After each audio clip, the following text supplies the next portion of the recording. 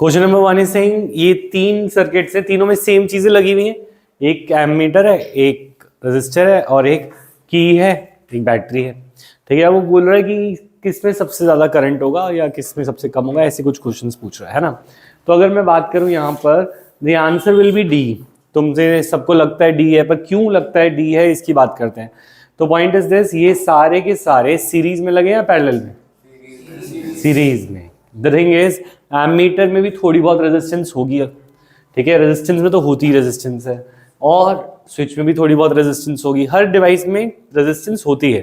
पर रेजिस्टेंसेस अगर सारी सीरीज में ही लगी हैं तो वो current remains the same, yes और no.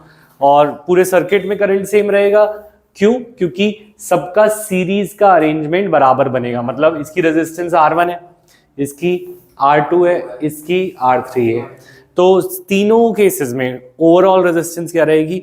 R1 plus R2 plus R3। अगर तीनों में रेजिस्टेंस सेम रहेगी, वोल्टेज सेम रहेगी, तो तीनों में करंट क्या रहेगा?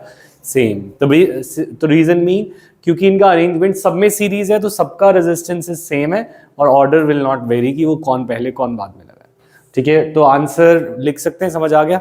हाँ बोलो। अच्छा लिखते हैं, तो नेक्स्ट क्वेश्चन पे चलते हैं। तो तुम लिखोगे कैसे?